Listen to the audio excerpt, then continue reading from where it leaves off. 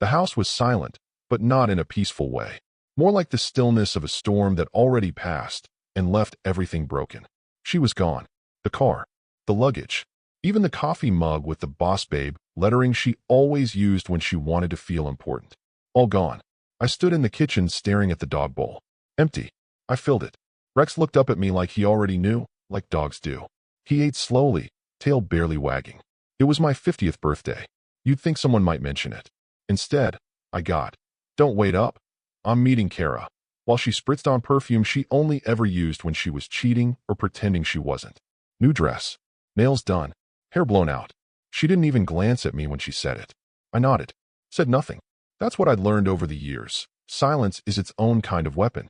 I watched the driveway camera as she pulled away. Watched her hit the left blinker when Kara's street was to the right. Watched her car disappear.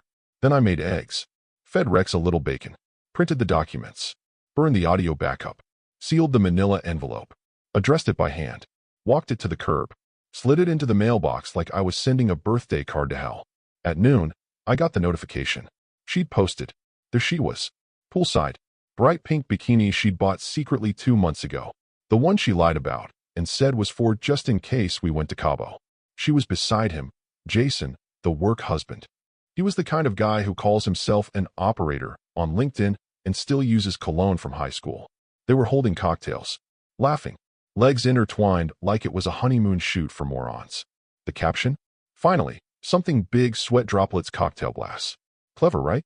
I didn't like the post. Didn't comment. Didn't text. Just sat back and sipped the coffee I'd brewed 5 hours ago, now cold and bitter, which felt right. You know, more than 90% of people listening to stories like this don't even subscribe. And yeah, I get it. It's easy to forget. But it's what lets the team keep digging into stories like mine, the quiet ones, the ones with sharp edges beneath calm surfaces. So if you're still here, do me a favor, hit that button. It helps more than you know. Anyway, she thought I'd be sitting at home sulking. That's her favorite image of me. Passive, boring, dependent. A man who'd never go big. But what she didn't realize was that the man she mocked had already been busy. Not just this morning. For weeks. She'd been posting selfies. I'd been gathering receipts. She thought she had a secret. I'd built a file. She thought she was going big by disappearing for the weekend with her younger boy toy and flaunting it in front of her half-drunk co-workers on social media. She didn't know I'd sent her company's compliance department a 42-page packet. Expense reports, meeting logs, audio files, and a voice memo of them laughing. Her and Jason, joking about relabeling the Cancun summit as a training session so we can charge it to corporate. Oh, and the Cancun summit? Yeah, she told me it was all-women leadership bonding. Meanwhile, Jason was listed as executive development support on the booking itinerary. I know this because she left the PDF in the downloads folder. Amateur hour. The envelope I mailed wasn't anonymous. It didn't have to be. It was signed, time-stamped, and had a one-line note. I believe this qualifies under Section 6.2 of the Ethics Policy. Section 6.2, abuse of discretionary funds resulting in reputational damage or internal audit. I know that because I helped her write the damn code of conduct years ago when her company merged and needed a fresh compliance layout. She was too busy planning her next brunch to actually learn what went into it. I wasn't. And now? Now she was drinking daiquiris with a man who still wore socks with boat shoes, while the first domino had already tipped. By Monday, she'd wish the only thing she lost was her Instagram account.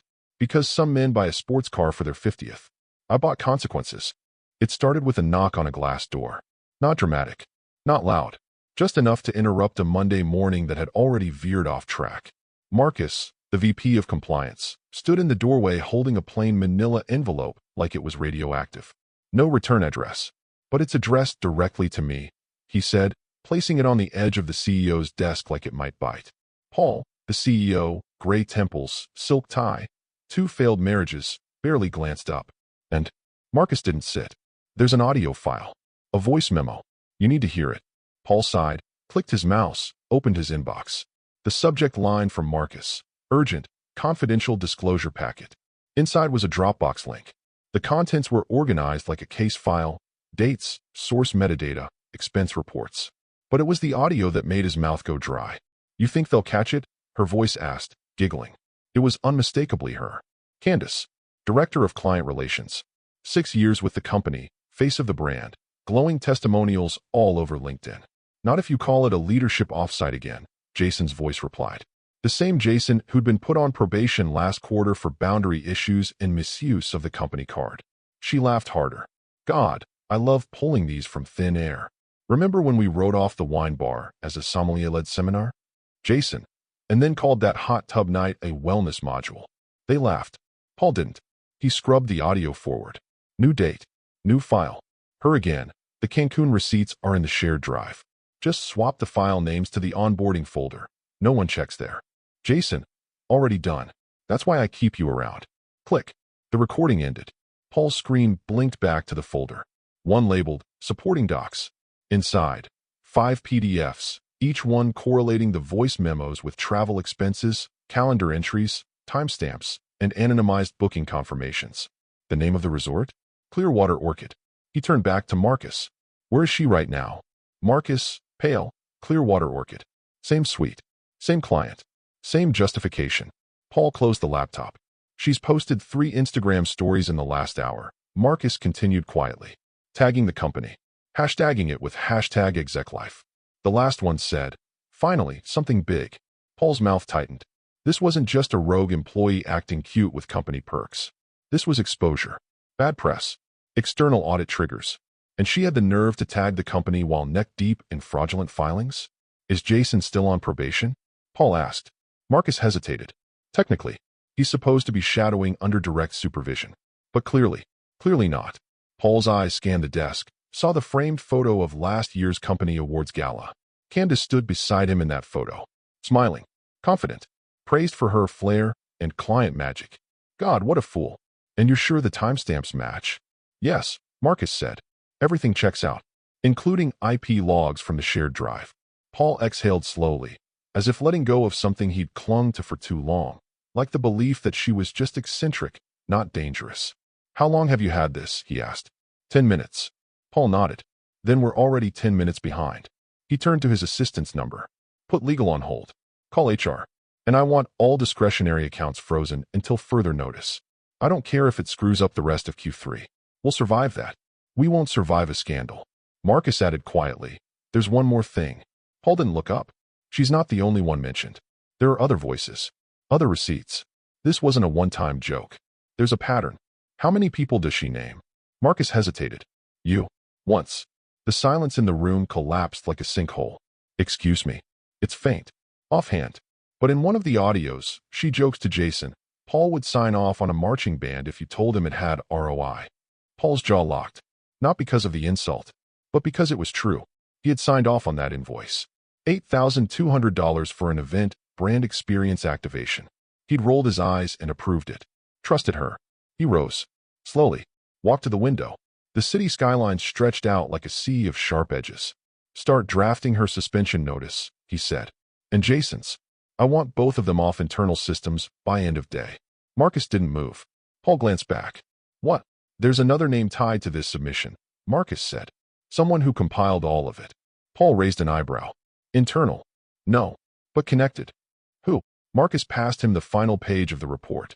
At the bottom, neatly typed, filed in accordance with ethics procedure by Thomas Langston, independent consultant, certified in forensic expense analysis.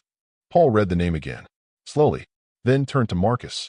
Who the hell is Thomas Langston? Marcus replied, her husband. The sun was perfect that afternoon.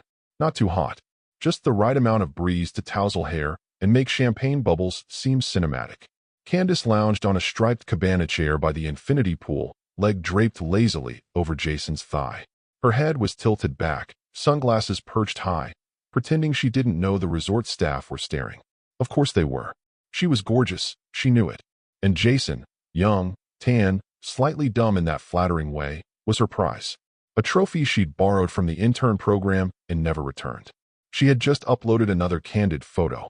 Caption: When you manifest success, the universe answers cocktail glass sun sparkles #execescape, #work hard play harder. Tag it her company name. She laughed at her own brilliance. 5 comments already. One from Amanda in HR, jealous smiling face with hard eyes, another from a VP's wife. You look incredible. Jason nudged her shoulder. You're glowing. This whole place is watching you. They should, she said, stretching. I earned this. Earned. She liked that word. Even if what she'd actually done was fudge a few budgets, reroute a few tickets, and flirt her way through 3 layers of approval chains. No one ever questioned Candace. She made people feel good. She smiled, people signed things. Her phone buzzed on the table. She glanced. Paul. She let it ring. Jason asked, Bossman? Yup, she said, sipping. Probably forgot I'm on PTO. It rang again. And again. Jason frowned. Might be serious. She sighed and answered on the 4th ring, rolling her eyes before she even said hello. What now? Paul's voice was different. Clipped. Cold. You need to leave the resort. Right now. And do not post anything else. Not one word. Candace blinked. I'm sorry, what? I'm not playing, Candace. Delete your latest post. Don't speak to anyone. Don't check out under your name. Leave. Quietly. She laughed. Relax. I'm on vacation. This sounds like you need a drink. No. You need a lawyer. She stopped smiling. Paul's voice lowered. If even half of what's in the file I just read is accurate, you won't have a job by Monday. Possibly not even a reference. You've exposed the company to risk and… What file? She snapped, suddenly sitting up. He didn't answer. Paul, she barked. What are you talking about? What file? But the line had gone dead. She stared at the screen. Call ended. Her chest tightened. Jason sat up beside her. Everything okay? She didn't answer. Instead, she opened her email. Nothing. Slack. No new messages. Then she checked the company portal. Access denied. She forced a laugh. Probably just a network thing. She opened her Instagram. Still public. Still live. She scrolled to the last post. The caption now felt radioactive. Finally, something big. She stared at those words. Suddenly, they didn't feel funny anymore. Jason reached for her champagne glass. She pulled it away, fingers trembling. What's going on? He asked again. She whispered, almost to herself. He said, there's a report. From who? She shook her head. I don't know. Something about if it's true. And then he hung up. Jason frowned. Did he sound pissed? No, she said. That's the scary part. He sounded done. They sat in silence, listening to the hum of the pool's filter system and the distant sound of another guest ordering mojitos. Then Jason muttered, Think it's about Cancun? Her face snapped toward him. Why the hell would you say that? I don't know. Just we did stretch that budget. She stood up abruptly, tossing her towel onto the lounger. Get dressed. We need to leave. What? Now. She didn't answer, just walked briskly toward the suite, opening her phone to check her bank app. The screen flashed. Session expired. Please log in. She tried. Password incorrect. She tried again. Then again. Locked out. Jason called after her. What's going on? She stopped walking, stared down at her phone like it had betrayed her. Her voice was smaller now. I think I just stepped in something huge. Jason looked confused. What kind of huge? She finally looked at him. The kind where someone else already knew. And he's not calling to fight. He's calling to finish. The spa lobby smelled like eucalyptus and lavender and money. Other people's money. Candace barely noticed the decor, too busy tapping her phone with freshly manicured nails, trying to reload the booking confirmation page. She'd chosen the Luxe Renewal package. 90 minutes, hot stones, champagne rinse, collagen mask, and some $1,000 cream slathered on her back by someone named Giselle. The receptionist smiled. You're all set. Just need the card to hold the slot. Candace handed over her platinum card like it was a royal decree. Swipe. Beep. Then the worst sound. The second beep. Denial. Sorry. The receptionist said, politely shielding the screen. It's not going through. Candace gave a short laugh. Try again. Their fraud detection is annoying. Swipe. Beep. Swipe. Beep. She pulled another card from her bag. Black. Heavy. Swipe. Beep. The receptionist was trying not to frown now. Candace leaned in. There's more than enough on that card. Just type it in manually. I did, the woman said, apologetic but firm. It's being declined by the issuer. It's not on our end. Candace stared at the screen, then at the woman, then at her phone. Give me 5 minutes, she said, walking out to the lounge. Jason was waiting with 2 robes over his arm. We're doing the couple's massage, right? She didn't look at him. Hold on. She dialed Thomas. Straight to voicemail. Again. Voicemail. 3rd time, just to see. Still voicemail.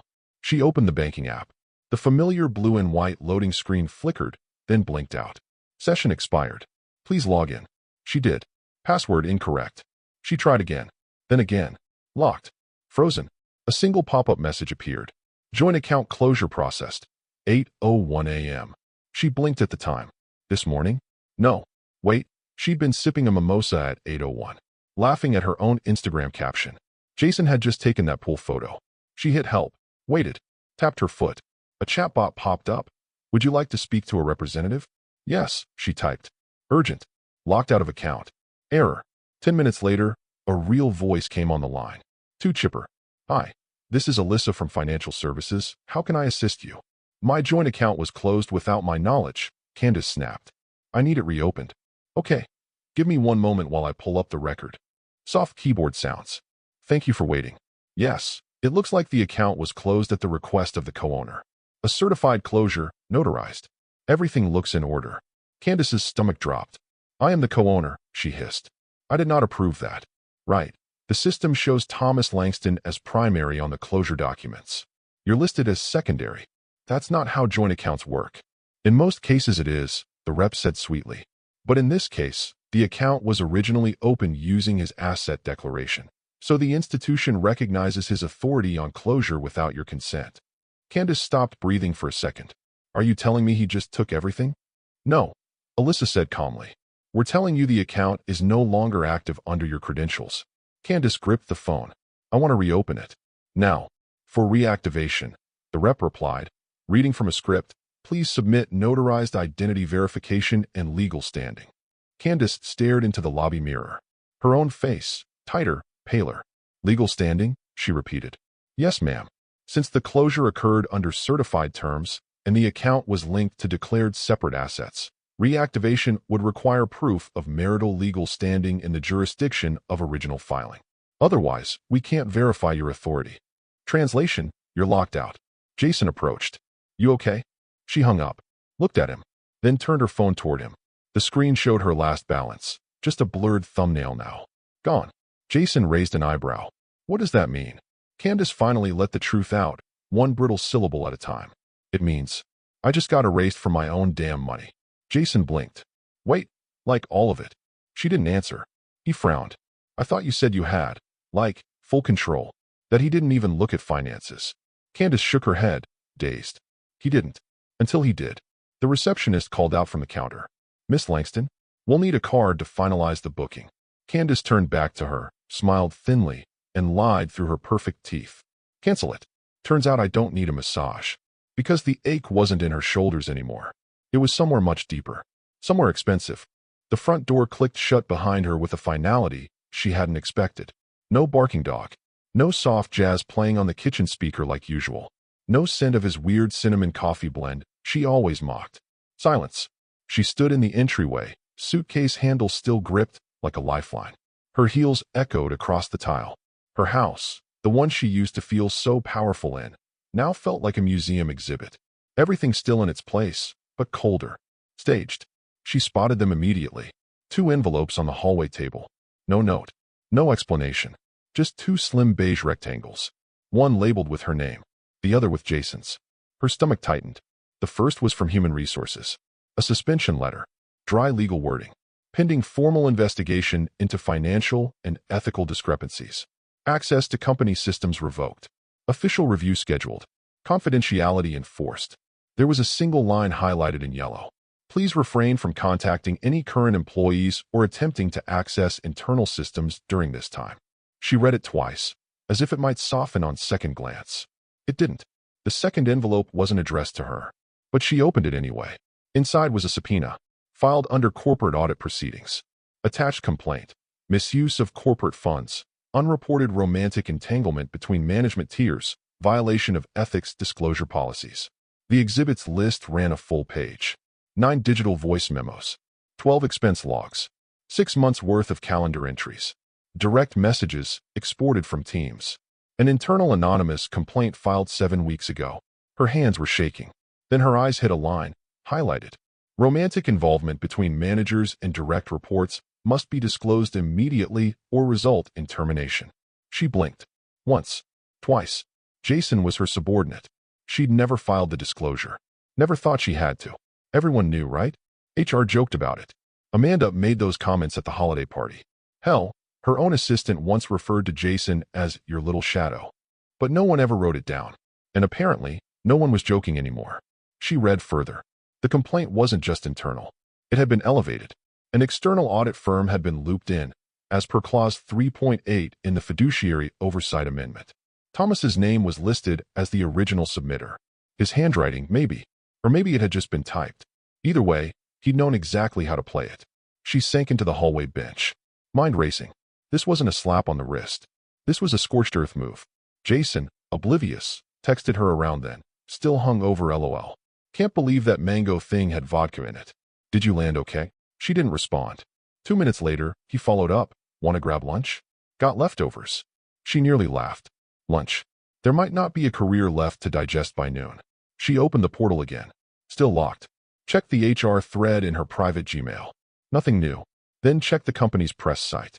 Still no public announcements. But she could feel it. The noose tightening. The room shrinking. She wandered into the kitchen, half expecting her wine fridge to offer a miracle. Instead, she found a small white card resting inside. It was from a hotel, Clearwater Orchid. Same place they'd stayed. Except it wasn't hers. It was his reservation. Jason's. Booked under his name and another guest. The name? Thomas Langston. She stood frozen. Confused. Jason had invited her husband to the resort? No, that didn't make sense. She flipped the card. A note was scribbled on the back in careful cursive. Hope the room was worth it. It cost me nothing. But it just cost you everything. That was Thomas's handwriting. She knew it. Jason had never seen it. But she had. On every birthday card, every mortgage agreement, every sticky note that said, you left the stove on, or Rex ate a sock again. He'd been there. He'd walked through the same halls. Watched. Waited. She checked the security camera app. He'd removed her access. The footage was gone. She dropped the subpoena on the table and leaned against the counter, trying to breathe through the rising tightness in her chest. Everything felt like a setup now. And the worst part? It had been executed perfectly. No shouting. No confrontation. No dramatic scene at the airport. Just facts. Delivered like scalpels. Jason texted again. You good? She stared at the screen, thumb hovering. Then finally typed, check your mail. She'd always believed her value was untouchable. Not just because she brought in clients or dazzled at conferences, but because she made herself the centerpiece. She crafted an image over years, witty, composed, too good to fail. And the company let her have it, because who'd risk offending the face of their brand? That illusion shattered with a single login error. Access denied. Your credentials have been temporarily disabled. She stared at the screen, refreshing. Again. Then tried the company VPN. Denied. Email. Locked out. Slack workspace. You are not a member of any current channels. She clicked through every possible route like a surgeon working blind. Nothing worked. But one tab still opened. Not secure. Not internal. Just old. The Employee Lounge Forum. It wasn't official, just a public message board hosted offsite for off-the-record discussion. HR pretended it didn't exist. Leadership rolled their eyes. She used to laugh about it. Only bitter nobodies post there, she once told a junior associate. It's therapy for the expendable. But now it was a crime scene. The top thread had over 300 replies. Thread title, Guess Who's Not Invincible? She clicked it. The first post was simple. So, apparently you can get fired for off-site seminars if you leave receipts in a shared drive. Faced with tears of joy. Beneath it, a screenshot. An expense report from Cancun. Her name. Jason's name. Line item, Sunset Therapy Experience. Description, Client Wellness Plus Onboarding. Next image, a partial email thread. Her laughing. Jason calling Paul pushover of the year. Her reply, he'd approve a yacht if I called it brand immersion. Then came the audio clips. Someone had transcribed snippets. Switch the receipts. Move them to the onboarding folder. Just call it an alignment dinner. Her voice. Her laugh. The replies stung. Yo, this is real? She's toast. I've been waiting for this day for years. Can someone forward this to our clients? Audit incoming. She brought it on herself. She tried to scroll faster than her eyes could read. Then one comment stopped her. A username she hadn't seen in 5 years. Paul won't save you. The profile picture was blank, but she knew exactly who it was. Eli Navarro, former project manager. Quiet. Too quiet. She'd pushed him out after one failed pitch. Said he lacked polish. Her actual words during the exit review? He's just not a cultural fit. He never said a word. Just left.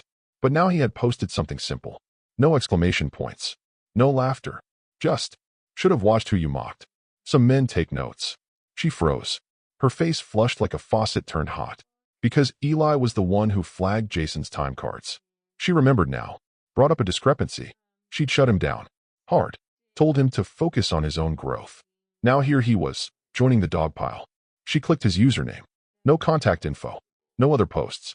Just that one comment. Hanging there like a dagger. She refreshed the thread. It had grown, 20 more replies. Someone had posted a meme of her face photoshopped onto a sinking ship. The ship's name was HR Compliance. Another used an old group photo, cropped everyone else out but her and Jason. Caption: Team Morale. She slammed the laptop shut and stumbled back. The world was collapsing and she hadn't even opened her mouth. This wasn't a rumor anymore. It was a virus, spreading in every inbox, every Slack DM, every whispered hallway conversation. Her brand, her power, her curated identity, unraveling in real time. And the worst part? No one was coming to stop it. No one was defending her. Not even HR. They were watching it happen, too. Maybe enjoying it. Her phone vibrated. A notification. Jason again. Babe, do you think they're serious? She didn't reply. Not because she didn't know, but because she finally did. Her mother always answered on the second ring. Always had. It was one of those small, dependable things Candace had taken for granted, like automatic espresso shots in her office or her assistant finishing sentences before she spoke them. But this time, it went to voicemail. She stared at the screen, stunned for a beat, then redialed. Again, nothing. A pit opened in her chest. She texted instead, "Call me. It's bad," and waited. It took 7 minutes. Longest 7 of her life. The call came from a landline. Her mother's kitchen, probably. Candace answered before the first ring even finished. "Mom." But the voice on the other end wasn't frantic or comforting. It was low. Flat. "I already spoke to him." The floor seemed to shift under her. "Who?" Candace asked, though she already knew. Her mother didn't answer the question. She went on. "He told me what he sent. What he found. What he recorded. What he filed." Candace closed her eyes. "Mom, Her mother cut her off. "He said you mocked him. For years. He said you told people he was small. Dull. Weak." Candace swallowed. It wasn't like that. A pause. Then the coldest sentence she'd ever heard from her own mother. "She said you ruined her birthday." There was a click. A throat clearing. And then his voice came through. Calm.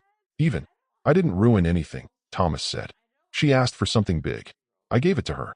Candace went cold. "You're with her?" she asked, meaning her mother. But Thomas didn't answer her directly. He kept speaking, more to her mother than to her. Every year she asked for something. A trip. A party. A reset. A reinvention. And I gave it. Quietly. Without applause. Every year, I gave more. Silence. Candace could almost hear the weight of it landing on her mother's face. Then her mom finally spoke. Softly. Almost regretfully. "She's been reckless," she said. "I know. I told myself it was just a phase." She was stressed. Tired. "You were always so calm. I thought you'd wait it out. I never thought you'd actually leave." Another pause. Thomas replied, "Neither did she." And then nothing. The line went dead. Candace sat on the floor, back against the kitchen cabinets, staring at nothing. Her own voice echoed faintly in her head. "He'll never leave. He doesn't have it in him." He did. He had it in him all along. He just hadn't used it until now. She opened her call log. Scrolled past Jason. Past Amanda. Past HR. No new messages. No missed calls. No one checking in. She typed another message to her mom. Deleted it. Tried calling again. Voicemail. She looked around the house. So many things he'd bought. Repaired. Maintained. The leaky faucet in the guest bathroom. Fixed. The patio lights. Rewired. The HVAC that had nearly caught fire last summer. He'd stayed up all night with a flashlight and a manual while she slept through it. He'd done everything she never bragged about because she was too busy curating someone shinier. And now? Now she was calling a man she hadn't respected in years, just to beg him not to walk away. Too late. She looked at the photo on the fridge. Their last Christmas. Matching sweaters. Him holding the dog. She was half turned away, already glancing at something off-screen. Now she couldn't even remember what it was. She clicked her phone screen off and finally let the silence settle in. The man she thought would always be there wasn't hiding. He was gone, and she had no idea where he went. She walked into the HR conference room with the same stride she'd used for years, heels confident, shoulders back, face composed. She even wore a navy blazer she hadn't touched in months, hoping the familiar silhouette might remind them who she used to be here. Candace Langston, Director of Client Relations, the woman who closed 7-figure accounts with a smile and a 30-minute pitch. The room didn't flinch. Paul was there, So was Marcia from HR and Aaron from legal, who didn't even bother with small talk. Just a notepad and a sharp stare. Candace cleared her throat and started strong. I want to be very clear. I'm here because I feel blindsided. I believe what's happening to me is retaliation. Personal in nature. Based on private matters that shouldn't concern the company. Marcia blinked slowly. Private matters? Yes, Candace said, folding her hands. My personal life. My private relationship with someone outside of my marriage has been used to engineer an attack on my professional standing. That is, at minimum, inappropriate, and at worst, harassment. Aaron clicked his pen. Paul didn't look up. Candace went on, warming into her performance. There's no evidence of misconduct. Just rumors. Half-truths. Maybe even doctored messages. I've built this company's image for 6 years. If this is about making me the scapegoat for a few jealous voices on the forum. Paul finally spoke. His voice was razor flat. No one suspended you over gossip. Candace stopped mid-sentence. Paul continued. We suspended you because someone documented everything. Expense logs, calendar access, audio, emails, and yes, your direct messages. She opened her mouth, closed it. Aaron slid a folder across the table. Inside, printed chats, Slack threads, some mundane, others damning. Her message to Jason on March 12th. Tell accounting we met with that wellness consultant. I'll log the spa dinner under mental health initiative. Another. If Paul ever asks, I'll say you were part of the onboarding panel. Just smile and nod. One more, dated 2 weeks ago. Thomas is too dumb to notice. He still thinks a receipt is a guarantee. Poor guy. The paper crinkled slightly under her fingers. She couldn't feel her hands. Those are just the internal communications, Paul added. We haven't even gotten to the off-platform records. She tried to scoff, but it came out hollow. How would you even have those? Aaron didn't blink. Our IT manager received a formal request. Subpoena adjacent. Signed and filed. Your husband initiated it, with legal standing. 2 weeks ago. Marcia added gently. He had administrative access for several months. Long before this came to light. He requested a full digital archive under standard spousal asset tracing. Perfectly legal. Candace's lips moved, but no words came. 2 weeks ago? That was before the birthday. Before the Instagram post. Before the resort. Before she said, out loud, to Jason, I think he still believes I'm the best thing that ever happened to him. She'd said it while pouring sangria. And laughed. They probably had that too. Paul stood. This meeting was a courtesy. Legal will be in touch. Do not contact employees. Do not attempt to access systems. This is no longer internal. She sat frozen for a moment after they left the room. Her mind was noise. When she finally got home, she dug out her laptop, fired it up, pulled open every chat she thought was clever, every emoji-filled private joke with Jason, every sarcastic jab at her team, every thread where she told him which phrases to use in expense forms, which lies to copy and paste. She read them all, one by one, the way he must have. How long had he been watching? Compiling? She'd always joked that Thomas didn't understand tech, that he was analog, that he still wrote grocery lists by hand, that he only used Excel for recipes. But apparently, he'd been building something. Quietly. Invisibly. A trail. A blueprint. A record. And now, every smug message she'd sent was lit up in cold blue time-stamped fonts. Retrievable. Reviewable. Damning. She opened one last message. A voice memo she'd sent to Jason during a layover in Atlanta. She was whispering, conspiratorial, laughing. Honestly, if Thomas ever found out, he'd probably thank you. At least one of us is showing me attention. She hit pause. Sat back, stared into the black screen as her own voice echoed back to her, empty, and understood for the first time. It wasn't just exposure. It was the end of the narrative she controlled. It was the subject line that stopped her heart. Welcome our new director of internal controls and ethics. She'd seen a dozen of those emails over the years. Most she ignored. Some she mocked. Usually, it was some dry compliance type from Deloitte or a poached analyst from a second-tier competitor. But this one had a name. She reread it 3 times before opening it. Please join us in welcoming Thomas Langston to our senior leadership team as Director of Internal Controls and Ethics. Thomas brings a rare combination of financial acuity and investigatory precision, with a background in forensic accounting and enterprise compliance. His experience includes multi-agency coordination, vendor integrity audits, and third-party ethics training implementation. Below that, his headshot. Professional. Crisp suit. Faint smile. Eyes that didn't blink. Her husband. No. Ex. Or maybe something worse. She stared at the photo, heart pounding. Her inbox flooded with reactions. Wow, he looks sharp. Finally, someone serious in ethics. Didn't know we were hiring up. Amanda from HR replied all with a confetti emoji. Candace's hand trembled on the mouse. She scrolled down. There was a personal note from Paul, her boss. Thomas's first task will be a full audit of discretionary accounts and executive reimbursement practices. We are confident he will help us uphold the highest ethical standards moving forward. Discretionary accounts. That meant spa charges, resort costs, gift dinners, alignment retreats. All of it. She couldn't breathe. Thomas had taken her seat at the table. Not metaphorically. Literally. The same office suite she used to visit during budget reviews. The same boardroom where she once laughed at compliance briefings. The space where she bragged about being too valuable to audit. He was sitting there now, with badge access, IT control, legal clearance, and every file. She scrambled to her files. Tried to log into old spreadsheets. Closed. Tried to view shared drives. Nothing. Even her old Google Docs, locked. He'd frozen them.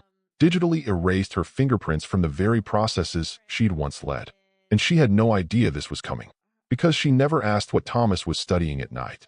Or why he spent hours at the dining table reading legalese. She thought he was bored. Harmless. He wasn't bored. He was building a weapon. She remembered laughing once, years ago, when he mentioned taking a community college course in fraud prevention. She'd said, "What are you going to do, Thomas? Catch someone returning a toaster twice?" He'd just smiled. Apparently, he wasn't after toasters. He was after her. Her phone buzzed. A new message from Jason. "Did you see the email? Tell me that's not your Thomas?" She didn't reply. Another message popped up. Her mother. "He's not playing games, is he?" She stared at the screen. Couldn't form words. Thomas had done something she hadn't thought possible. He hadn't just exposed her. He hadn't just left. He'd moved in. Into the company. Into its guts.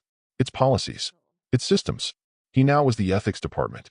Her reputation. Her control. Her entire ecosystem. He was the architect of its dismantling. She used to scoff at men who stay quiet. Now she realized that was the warning sign. Because the loud ones explode. The quiet ones build blueprints. And walk right through the front door while you're still laughing at the punchline. She was brushing her teeth when the phone buzzed, still half asleep and pretending that the previous 6 days hadn't shattered her career, her image, her finances. She let it ring out once. Then again. On the third, she checked the screen. Brandon Kessler, counsel. She answered with a grunt. His voice was clipped. Exhausted. "We need to talk. Now." She wiped her mouth. "Jesus, Brandon, can it wait an hour?" "No," he said flatly. "Check your contract. Page 11. Clause 7.4, subsection D." She pulled up the PDF on her iPad, still in the important documents folder she hadn't dared open since Monday. Scrolled mechanically. Most of it was boilerplate. Termination clauses, options vesting schedules, dispute resolution. Until she saw it. 7.4. D. Any undisclosed interpersonal relationship between employees which results in financial or reputational compromise of department integrity shall void all severance agreements and render equity awards null. Her brain caught up. "What the hell is this?" she whispered. Brandon exhaled. It was slipped into the last policy revision packet. Quietly, right after the change in ethics leadership. "No," she said. "No way. I would have seen that. I read that update." He cut her off. "You read the summary. Not the appendix. They buried it in the revisions document. 97 pages. You signed off. Electronically. Timestamped. 2 months ago." Silence. "Who wrote it?" she asked. She already knew. Brandon confirmed it anyway. "Thomas." He co-authored the compliance overhaul. It was one of the first things he did. Her stomach turned. "He knew," she said quietly. "He knew this would happen." Brandon didn't respond. "You told me we were protected. The options. The buyout." He sighed. "You were. Until you violated that clause. Which, according to the evidence submitted, you did. Repeatedly." She stared at the screen. "I can't get any of it. No severance. No vested shares. Nothing. Legally, the company's in the clear. HR just filed the formal cancellation of your post-termination benefits." Her mouth went dry. "Is there anything we can fight?" He hesitated. "You might be able to argue reputational damage for the internal forum. But not the contract. That clause is airtight." "Of course it is," she said flatly. "He wrote it." Brandon paused, then said softly, "He didn't just write it. He installed it. Like a tripwire. And waited." She hung up, dropped the phone onto the couch cushion, and sat there, unmoving. It was Friday. 1 week ago, she was sipping champagne, soaking in a resort pool, mocking the man she'd spent years belittling, laughing with someone who couldn't even spell repercussion. Now, her bank account was still frozen. Her email inbox was a digital autopsy. Her LinkedIn comments disabled, and her entire future canceled by a single paragraph she hadn't bothered to read. She turned to the iPad again. One last video file remained in her camera roll, unsent, the one she'd planned to send Thomas that night. As a joke, she opened it. There she was, sunlit, smug, blowing out candles on a 3-tier cake Jason had ordered from the overpriced patisserie downstairs. Her eyes were glossy. Her laughter was loud. Jason stood behind her, grinning, arms around her waist. "Say something for your hubby," he teased. Candace turned to the camera, champagne raised. She winked. "To men who never go big," she said, clinking the glass. The screen faded. She didn't even blink as the tears came. Then, ping. A new email. From Thomas Langston. Subject, bigger than you imagined. No body text. Just the subject line. Clean. Surgical. She stared at it for a long time, then hit reply. Typed nothing. Deleted the draft. Because what do you say to the man who didn't scream, but rewrote the rules, moved the walls, sealed every door, and let you walk in, smiling? You say nothing. You sit in the ruins of a game you thought you were winning, and you toast the man who didn't go big. He built big, quietly, right underneath your feet.